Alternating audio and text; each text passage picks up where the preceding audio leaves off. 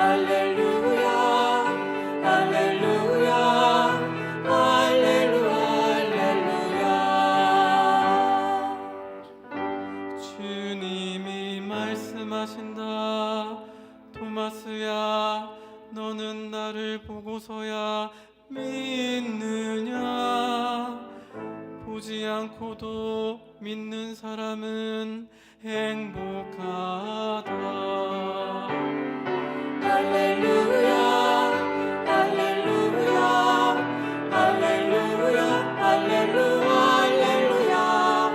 할렐루야 할렐루야 할렐루야 할렐루야. 주님께서 여러분과 함께 또한 사제의 영과 함께 요한이 전한 거룩한 복음입니다.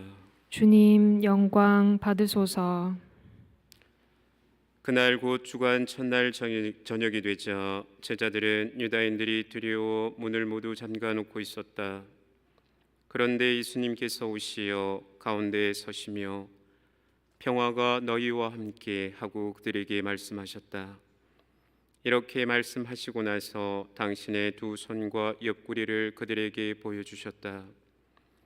제자들은 주님을 뵙고 기뻐하였다. 예수님께서 다시 그들에게 이르셨다. 평화가 너희와 함께. 아버지께서 나를 보내신 것처럼 나도 너희를 보낸다. 이렇게 이르시고 나서 그들에게 숨을 불어넣으며 말씀하셨다. 성령을 받아라. 너희가 누구의 죄든지 용서해 주면 그가 용서를 받을 것이고 그대로 두면 그대로 남아 있을 것이다. 12 제자 가운데 하나로서 쌍둥이라고 불리는 토마스는 예수님께서 오셨을 때 그들과 함께 있지 않았다. 그래서 다른 제자들이 그에게 우리는 주님을 배웠소 하고 말하였다. 그러나 토마스는 그들에게 나는 그분의 손에 있는 못자국을 직접 보고 그 못자국에 내 손가락을 넣어보고 또 그분 옆구리에 내 손을 넣어보지 않고는 결코 믿지 못하겠소 하고 말하였다. 여드레 뒤에 제자들이 다시 집안에 모여 있었는데 토마스도 그들과 함께 있었다. 문이 다 잠겨 있었는데도 예수님께서 오시어 가운데에 서시며 평화가 너희와 함께 하고 말씀하셨다. 그러고 나서 토마스에게 이르셨다. 내 손가락을 여기 대보고 내 손을 보아라.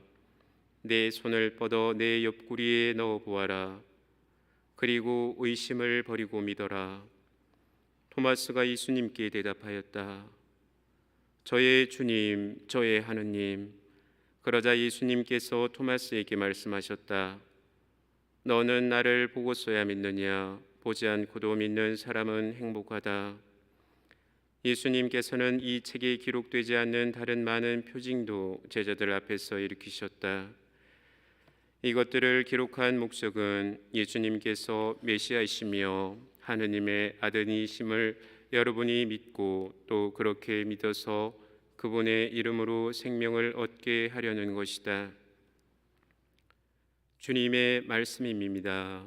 그리스도님 찬미합니다. 주님의 평화를 빕니다.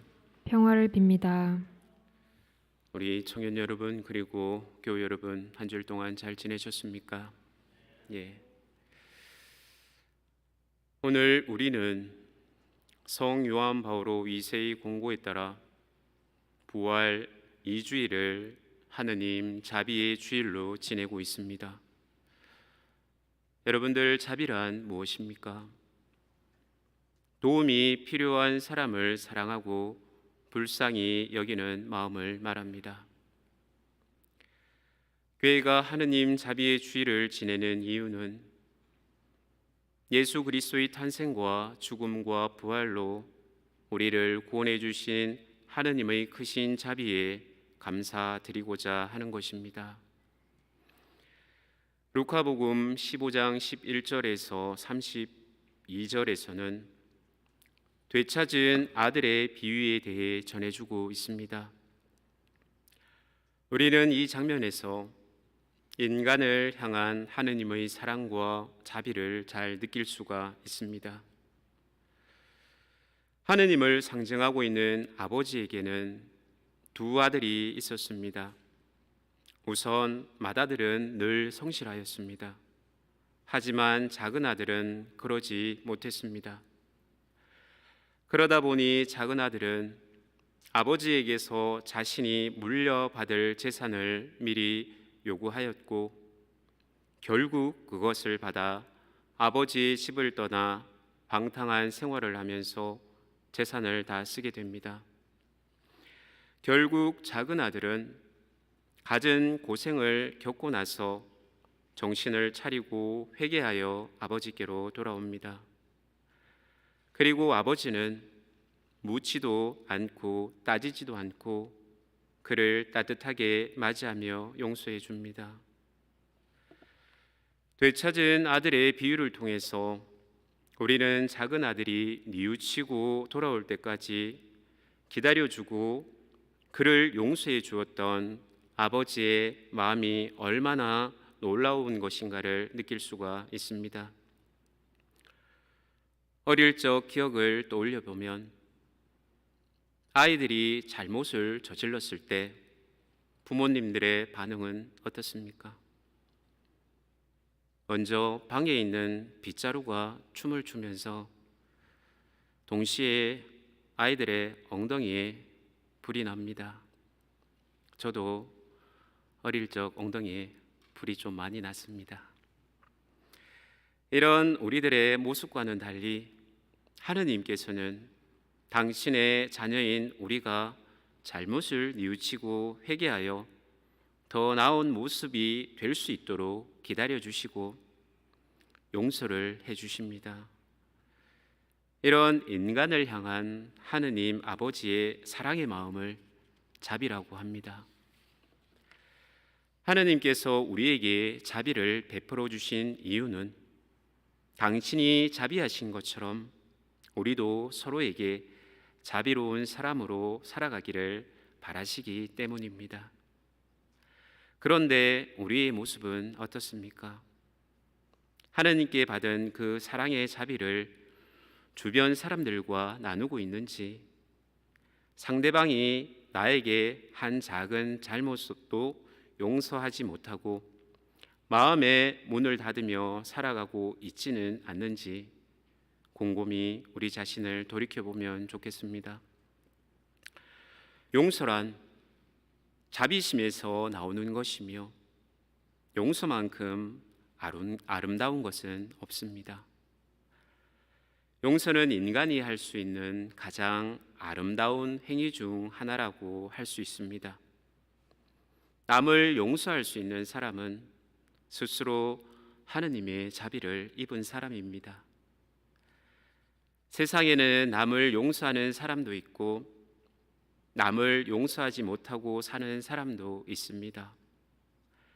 형제나 친구, 이웃과 다투고 마음의 상처를 입을 때 용서하면 마음의 평화와 안정을 되찾게 되지만 용서하지 못하면 분노로 괴로워하거나 복수를 고민하기도 하고 한평생 원수처럼 지내기도 합니다.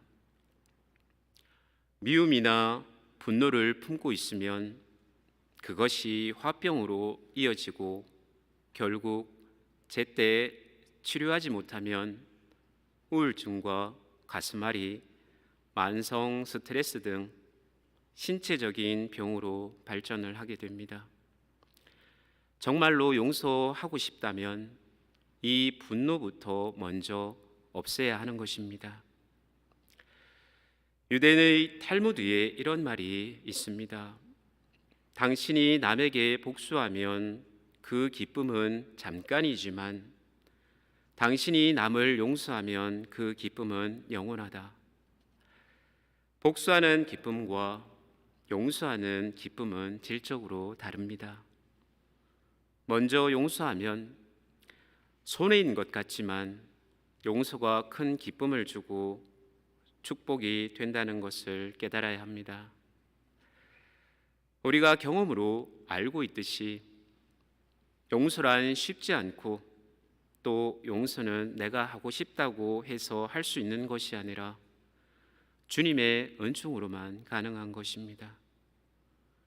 하느님 자비주의를 맞이해 용서하지 못하는 마음, 적개심, 증오심, 분노 등을 하느님께 고백하고 십자가에 내려놓으시기를 바랍니다.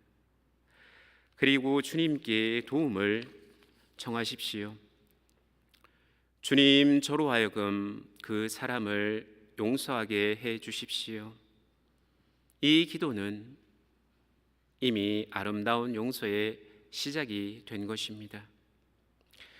끝으로 용서를 청하는 기도로 강론을 마칠까 합니다. 예수님, 용서할 수 있도록 오늘은 꼭 좀 도와주십시오. 저는 당신의 용서를 받고자 하면서도 이웃을 용서하려 하지 않으니 당신께 용서를 청한다라는 것은 부당한 일이라고 생각합니다. 아무리 죄에 물들었더라도 당신께 돌아가면 틀림없이 용서해 주신다는 것을 저는 확신합니다. 허나 제가 용서해 주어야 할 때에는 얼굴이 굳어지고 맙니다. 주님, 도와주십시오. 부러진 갈대를 베지 말고 연기 나는 심지는 꺼버리지 않도록 주님 도와주십시오. 우리 주 예수 그리스도를 통하여 비나이다. 아멘. 교회 여러분, 우리 인간을 향한 하느님의 사랑과 자비를 기억하면서 우리 또한 사랑을 실천하면서 하느님께서 자비로우신 것 같이 자비로운 사람들이 되어야 하겠습니다. 행복하여라 자비로운 사람들, 그들은 자비를 입을 것이다.